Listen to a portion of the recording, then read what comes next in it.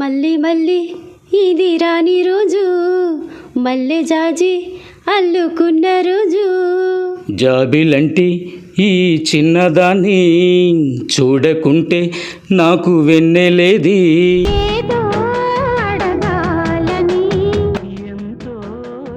ఎవ్వరు ఏమన్నా ఆగదు ఈ ప్రేమ, ఎవరు రాకున్నా ఆగదు ఈ ప్రేమ. నెత్తుటి కత్తికి ఏనాడు లొంగదు ఈ ప్రేమ. ప్రేమించానని చెప్పనా, మనసిచ్చానని చెప్పనా, నాలో ఆశలు చెప్పనా, నాలో ఊసులు చెప్పనా, నువ్వే నేనై చెప్పనా, నీలో నేనే చెప్పనా. ప్రేమ గుడ్డిది, ప్రేమ చెడ్డది అంటాం. కానీ ప్రేమే లేకపోతే అసలు ప్రపంచం ఎలా నడుస్తుంది చెప్పండి? ఒక అమ్మాయి మధ్య ఒక అబ్బాయి మధ్య ఉన్నదే ప్రేమ కాదు. ప్రతి మనిషి మధ్య, ఇద్దరు మనుషుల మధ్య ప్రేమ లేకపోతే వాళ్ళతో మనం ఆప్యాయంగా పలకరించలేము, నిజాయితీగా ఉండలేము. మనకి తెలిసి మనం కొన్ని విషయాల్లో పొరపాటు పడుతున్నాం. అది కూడా ప్రేమ ఎప్పుడూ స్టేబుల్గా ఒకేలా ఉంటుంది. దాన్ని మనం ఎలా రిసీవ్ చేసుకుంటామో తిరిగి మనకు అలాంటి రిజల్టే ఇస్తుంది. కొన్ని చోట్ల ప్రేమ వైఫల్యాల ఘటనలే మనం చూస్తున్నాం. కానీ ప్రేమ వల్ల సక్సెస్ అయినటువంటి కపుల్స్ని కానీ వాళ్ళ లైఫ్ స్టైల్ని మనం చూడకపోవడం వల్లే ప్రేమ అనేటప్పటికీ కొందరిలో ఒక అభిప్రాయం అలా ఒక ముద్రగా ఉండిపోయింది.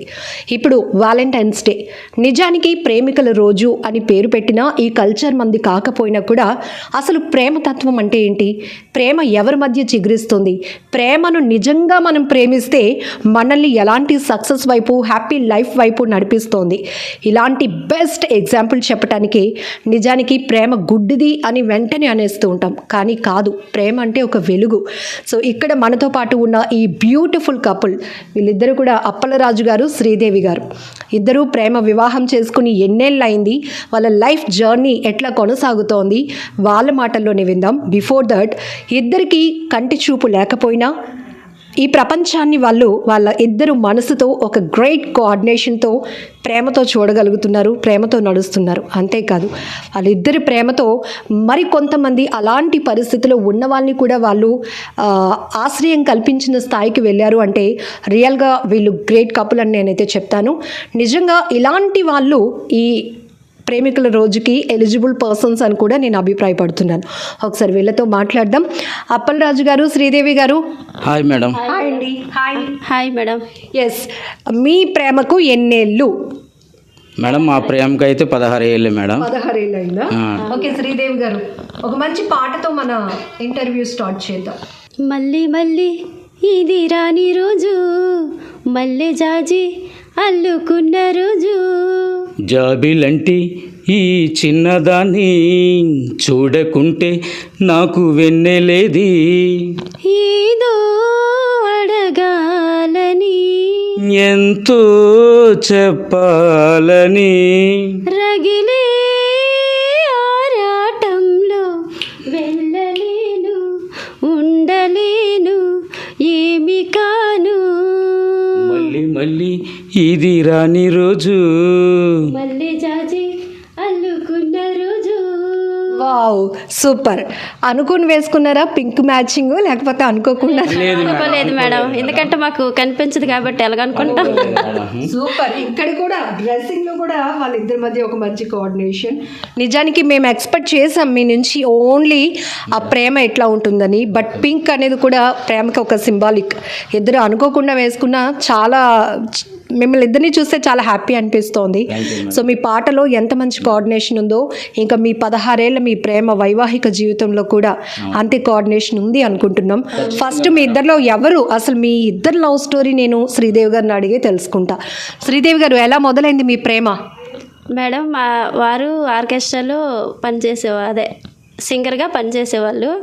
2008 హైదరాబాద్లో. నేను కూడా అక్కడికి వెళ్ళడం జరిగింది. అలా ఇద్దరం మాట కలిసి అలా పాటగా మారి లవ్గా మారింది మేడం. మాట కలిసి పాటగా మారి లవ్గా, లవ్, ఆ తర్వాత మ్యారేజ్. అవును మేడం. నిజానికి ప్రేమ మొదట్లో ఉన్నంతగా ప్రేమికుల మధ్య ఉన్నంత కోఆర్డినేషన్ తర్వాత ఉండదు. చిన్నదానికి పెద్దదానికి వాళ్ళు ఇబ్బంది పడుతూ ఉంటారు, విడిపోతూ ఉంటారు అని అంటూ ఉంటారు. అంటూ ఉండడం ఏంటి, కొన్ని ఇష్యూస్ చూస్తే మనకి అదే అనిపిస్తోంది. కానీ మనం ప్రేమగా ప్రేమించుకున్నప్పుడు ఎంత అయితే కమిట్మెంట్తో ఉంటామో మన లైఫ్ లాంగ్ అదే ప్రేమతో మనం ముందుకెళ్ళాలంటే మీరు ఏమైనా ట్రిప్ చెప్తారా? ఎందుకంటే 16 ఏళ్ళు అవుతోంది కాబట్టి ఇద్దరి మధ్య ఒక ఇంత గొప్ప ప్రేమతో ముందుకెళ్తున్నారు. మిమ్మల్ని అడిగి తెలుసుకోవాలనిపిస్తోంది. మేడం మా మధ్యలో అయితే 16 ఏళ్ళ ఈ ప్రాయంలో మాకు ఎటువంటి అపార్థాలు కానీ మనస్పర్ధలు కానీ రాలేదు మేడం. ఇక ముందు కూడా రావనుకుంటున్నాను. ఎందుకంటే ప్రేమతో ఉంటాం కాబట్టి ఒకరినొకరు అర్థం చేసుకొని ఏది చిన్న పొరపాటు జరిగినా ఆయన కానీ నేను కానీ క్షమిస్తూ ఒకరినొకరిని చక్కగా ముందుకు సాగిపోతున్నాం మేడం. అప్పలరాజు గారు ఎవరు ప్రపోజ్ చేస్తారు ఫస్ట్? యాక్చువల్ అయితే నేనే ప్రపోజ్ చేశాను మేడం. తను అంటే నేను అడిగిన కొన్ని రోజులకి వాళ్ళ పేరెంట్స్తో మాట్లాడి నాకు మాట ఇవ్వడం జరిగింది. ఇప్పుడు ఇందాకలు అన్నారు కదా మేడం, 16 ఏళ్ళ ప్రేమ 60 ఏళ్ళైనా 100 ఏళ్ళైనా కూడా అది ఎలాగా ఉంటుంది మేడం. ఎందుకంటే ప్రేమ లోపం లేనిది మేడం. ప్రేమ అనేటువంటిది కల్మషం లేనిది. అయితే ప్రేమ ఒక సుదీర్ఘమైనటువంటి ప్రయాణం.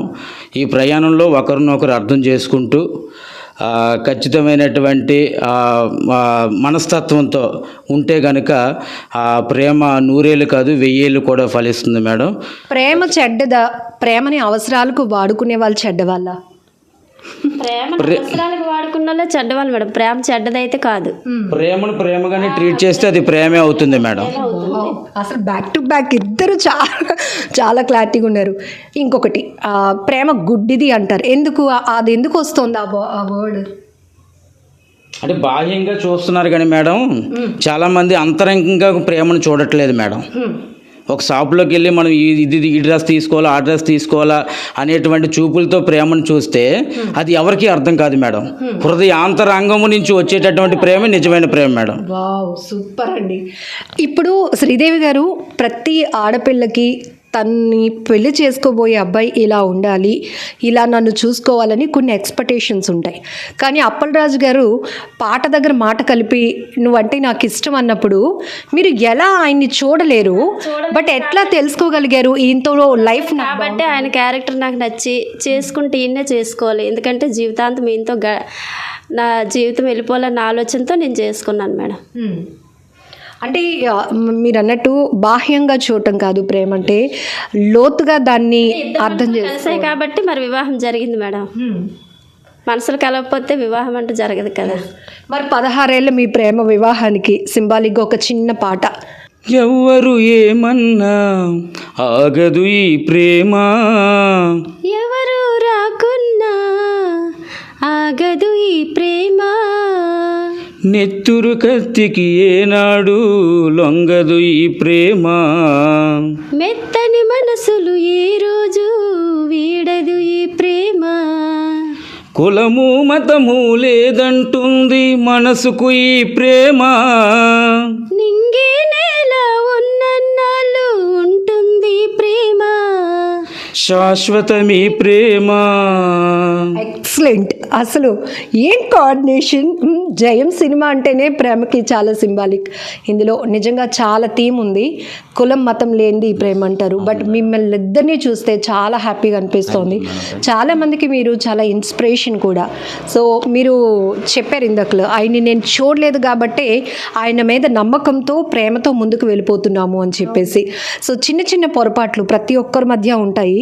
సో ఇద్దరు భార్యాభర్తలు అనేటప్పటికీ కామన్గా ఉంటాయి. కానీ ఎప్పుడైనా గొడవ పడటం లేదంటే సర్దుకోవటం మన సిచ్యువేషన్ బట్టి అట్లా మీరు ఎలా ముందుకెళ్తారు? యాక్చువల్లీ అప్పుడప్పుడు ఏంటంటే మేడం మాట రావడం అనేటువంటిది వాస్తవమైనప్పటికీ కూడా అంటే ఈ మాట తను ఎందుకు అన్నదని నేను ఆలోచించినప్పుడు కొంచెం తను కరెక్ట్ వేలో అన్నదేమో, లేకపోతే ఎందుకు ఈ మాట వచ్చిందని అనే సందర్భంలో నేను ఆలోచిస్తాను మేడం ముందు. ఒకవేళ కరెక్ట్గా ఉంటే నన్ను నేను సరి చేసుకుంటాను. బట్ తనది ఒకవేళ తప్పు ఆలోచన అయితే తనకి తర్వాత సర్ది చెప్పేటటువంటి ప్రయత్నం చేస్తాను. ప్రేమ ఉన్న చోట ఈగో ఉండాలా లేకపోతే రియలైజ్ ఉండాలా? రియలైజ్ ఉండాలి మేడం. ఈగో ఫీలింగ్స్ ఉండకూడదు. మాట మనం అన్నామని తను ఇంకో మాట్లాడితే మాట అది గొడవ అవుతుంది మేడం. ప్రేమ గొడవ కాకూడదు. ఎస్. సో ఇంట్లో మీరు అడిగి చెప్పినాక ఈయన లవ్ని మీరు యాక్సెప్ట్ చేశారు కదా, ఏంటి ఇంట్లో పరిస్థితి ఏంటి? అంటే జనరల్గా ఇలా మనం లోకాన్ని చూడలేకపోతున్నాం కళ్ళతో అనే బాధ ఉందా, లేకపోతే మేమిద్దరం ఒకరికొకరు ఒకరి కళ్ళు ఒకరిగా అంటే మనసుతో దాన్ని చూపు మనం చూసుకుంటూ ముందుకెళ్తున్నామనే ఒక హ్యాపీనెస్ ఏంటి శ్రీదేవి గారు? నాకు ఎప్పుడు బాధ లేదు మేడం, చూపలేదని. కాకపోతే మేమిద్దరం అనుకున్నాకే ఇంట్లో వాళ్ళని ఒప్పించాం మేడం. వాళ్ళు కూడా నేను చెప్పిన వెంటనే మా ఫ్యామిలీ సైడ్ కూడా ఒప్పుకున్నారు. ఏ రోజు కూడా మేము అందులుగా ఉన్నామనేటువంటి ఆలోచన అయితే లేదు మేడం. మిమ్మల్ని అలా అనడానికి కూడా ఎందుకంటే మేడం, అంధత్వం అనేటువంటిది ఒక శాపంగా కాదు. యాక్చువల్లీ మేము దీన్ని శాపంగా కాకుండా వరంగా ఫీల్ అవుతున్నాం మేడం. ఎందుకంటే ఈరోజు నేను ఒక బ్లైండ్గా ఉన్నాను కాబట్టి తను నాకు పరిచయం అయింది. ఒకవేళ నేను బ్లైండ్గా కాకుండా నార్మల్గా ఉండుంటే ఇలాంటి భార్య నాకు దొరికేది కాదని నా అభిప్రాయం. మీ ఇద్దరు మాటలతో ఏడిపించేస్తున్నారు అసలు మమ్మల్ని. నిజానికి ప్రతి మనిషిలో ఏదో ఒక లోపం ఉంటుంది. కొన్ని లోపాలు కనపడతాయి, కొన్ని లోపాలు కనపడవు అంతే. బట్ మీరు చాలా లక్కీ. కొన్ని ఘోరాలు కళ్ళతో చూసి బాధపడలేనటువంటి సిచ్యువేషన్లో మనసుతో మాత్రమే మీరు అన్ని చూసే భాగ్యం. మంచి మాట అన్నారు మేడం. యాక్చువల్లీ ఏంటంటే కళ్ళు లేకపోవడం శాపం కాదు మేడం, మంచి మనసు లేకపోవడం శాపం మేడం. ఆ మంచి మనసు మా ప్రేమకు భగవంతుడు ఇచ్చినందుకు మేము ఎంతగానో హ్యాపీగా ఫీల్ అవుతున్నాం. సో నేటి లవ్ మ్యారేజ్ కానీ లేకపోతే ప్రేమ ఇలాంటివి చాలా చూస్తున్నాం. శ్రీదేవి గారు ఏం చెప్తారు మీరు అమ్మాయిలకు కానీ అబ్బాయిలకు కానీ? భార్య భర్తలు అన్నాక ఏమైనా చిన్న మనస్పర్ధలు వచ్చినా మేడం ఒకరినొకరిని అర్థం చేసుకుంటే ఏ గొడవలు ఉండవు.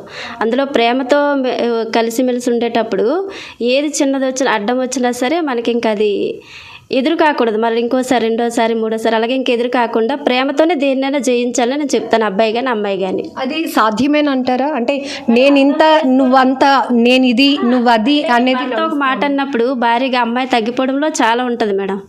అర్థం చేసుకొని అంటే నా మంచి కోసమే కదా మా వారు చెప్పారు అని అమ్మాయి అర్థం చేసుకొని తగ్గిపోతే ప్రేమతో అదేనా చాలా బాగుంటుంది అనుకుంటున్నాను. ఎప్పుడైనా ఏదైనా కష్టం వస్తే లేకపోతే ఏదైనా హ్యాపీ మూమెంట్ అయినా ఇద్దరు ఎట్లా షేర్ చేసుకుంటారు అప్పలరాజు గారు? అంటే ఫస్ట్ ఆఫ్ ఆల్ మేమిద్దరం మాట్లాడుకుంటాం మేడం, ఈ కష్టాన్ని మనం ఎలాగ ముందుకు అధిరోహించాలి అనేటువంటి విషయం. తన సలహా కూడా నేను వింటాను, నా సలహా కూడా చెప్తాను. ఇద్దరు సలహాలు వేరు వేరు కాదు మేడం, ఇద్దరు సలహా ఒకటైన తర్వాతే దాన్ని ఎదుర్కొనేటువంటి ప్రయత్నం చేస్తాం మేడం. ఖచ్చితంగా మేము అందువల్ల సక్సెస్ అవ్వగలుగుతున్నాం మేడం. ఎందుకంటే ఇద్దరం ఒకటే మాట్లాడుకుంటాం. ఎందుకంటే మళ్ళీ తను ఒకటి నేను ఒకటి అంటే అది అక్కడ వేరియేషన్ వచ్చేస్తుంది కదా మేడం. సో అప్పలరాజు గారు ఇప్పుడు మ్యూట్ అయిపోతారు. శ్రీదేవి గారు అప్పలరాజు గారి కోసం ఒక 2 లైన్స్లో ఏదైనా ఒక పాట. సో ఇన్నేళ్ళ మీ జర్నీలో, మీ లవ్ జర్నీలో, మీ మ్యారేజ్ జర్నీలో సో ఎప్పుడైనా ఒక్క మాటలో చెప్పాల్సిన దాన్ని ఒక పాటలో చెప్పాలి అనుకుంటే మీరు ఎలా ఎక్స్ప్రెస్ చేస్తారు?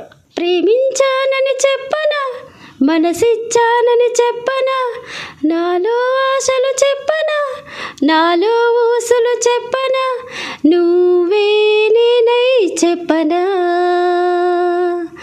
నీలో నేనై చెప్పనా.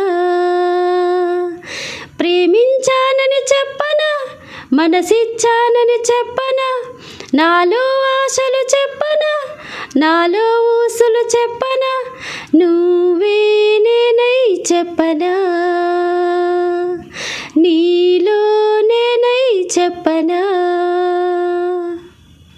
ఎక్సలెంట్ అండి, చాలా క్లారిటీగా ఉన్నారు కదా ఇద్దరును. మాట పాట రెండు కూడా మీ లైఫ్లో చాలా యూజ్ అవుతున్నాయి అనుకుంటున్నాను నేనైతే. అప్పలరాజు గారు ఫైనల్గా ఏం చెప్పాలనుకుంటున్నారు? మీతో మాట్లాడుతూ ఉంటే ఇంకా మాటలు వినాలనిపిస్తోంది. ఇద్దరు మధ్య ప్రేమ ఎంత బాగా వెళ్తుందో, మీ ఇద్దరి మధ్య మంచి కోఆర్డినేషన్ కూడా కనపడుతుంది మాకు. ఏం చెప్తారు నేటి యూత్కి? అంటే ఏం లేదు మేడం, ప్రేమ అనేటువంటిది ఒక మన నిత్య అవసరమైన వస్తువులు కాకుండా ప్రేమ మంచిది, లేదా ప్రేమ మనల్ని నడిపిస్తుంది, ప్రేమ మనల్ని ఏ స్థితికైనా తీసుకువెళ్తుంది అని మనం భావించినప్పుడు ఖచ్చితంగా ప్రేమలో సక్సెస్ అవుతామండి. చిన్నదానికి పెద్దదానికి మనం ఆరాలు తీసుకోవడం కాదు, కానీ ప్రేమలో మనం ఎలా సాధించుకోవాలి, ప్రేమ ఉంటే ఏ విధంగా మనం ఐక్యపరచబడతాం అనేటువంటిది విషయం. అంటే కొంతవరకు అంటే భార్యాభర్తల్లో అయితే మేడం ఓర్చుకోవడం అనేటువంటిది నేర్చుకుంటే గొప్ప విజయాన్ని మనం చూస్తామనేది నా నమ్మకం మేడం. ఇప్పుడు ఒక అమ్మాయికి ఒక అబ్బాయి ప్రపోజ్ చేసినప్పుడు, లేకపోతే ఒక అమ్మాయి ఒక అబ్బాయిని ఇష్టపడినప్పుడు వాళ్ళల్లో గుడ్ క్వాలిటీస్ అప్పుడే గెస్ చేయలేరు. బట్ రూపంలో నీ కళ్ళు నాకు ఇష్టం, లేకపోతే నీ స్మైల్ అంటే ఇష్టం, లేకపోతే నీ నడకి ఇష్టం, ఇట్లా చెప్తారు కదా. సో మీరు ఎట్లా మీ ఫీలింగ్స్ని ఎక్స్ప్రెస్ చేసుకోగలిగారు అప్పట్లో అంటే మేడం ప్రతిదీ అంటే మాట ద్వారా మనం కొంతమందిని గమనించవచ్చు మేడం.